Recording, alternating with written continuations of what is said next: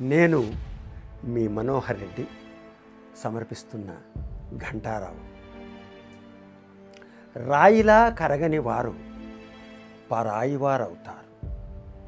రాయిలా కరగని వారు పరాయివారవుతారు. వాయువులా వీచేవారు ఆయువులా ఆత్మీయులవుతారు.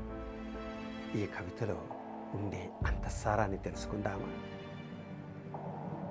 ఏ మనిషి అయితే హృదయం రాతిలా ఉంటుందో, అందుకే అంటారు ఆయన రాతి హృదయం కరగదు అంటారు. ఆ రాయి లాంటి హృదయం ఉన్నప్పుడు మనం జన కళ్యాణాన్ని ఆకాంక్షించలేము, జనానికి దగ్గర కాలేము. ఒక మనిషి వేరొక మనిషికి, సమాజానికి దగ్గర కావాలంటే అతని హృదయం రాయిలాగా ఉండకూడదు. మరి ఎలా ఉండాలి?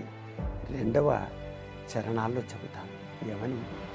రాయిలా కరగని వారు పరాయి వారవుతారు. వాయువులా వీచేవారు ఆయువులా ఆత్మీయులవుతారు. అంటే నువ్వెలా ఉండాలి?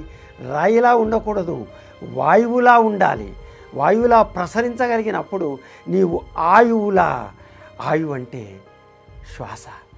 అందరికీ ఒక శ్వాసనిచ్చే వ్యక్తిగా, ఒక భరోసానిచ్చే వ్యక్తిగా, అందరికీ ఒక ఆత్మీయులాగా మారిపోతారు. కాబట్టి అటువంటి వ్యక్తిని ఎవరైనా ఆశిస్తారు, ఎవరైనా పోషిస్తారు. ఒక రాముడికి ఎంతమంది వానరులున్నా, ఒక హనుమంతుడి యొక్క మాట తీరు, అతను ఒక వాయువులా ప్రసరించగలిగిన వాయునందనుడు రాముడికి దగ్గరయ్యాడు. ఎందుకంటే అతని రాతి హృదయం కాదు, అతని యొక్క వాయు హృదయమైనటువంటి వాయునందనుడు రాముడికి దగ్గరయ్యాడు. అదే ఈ కవిత యొక్క అంతఃసారం. ధన్యవాద నమస్సు.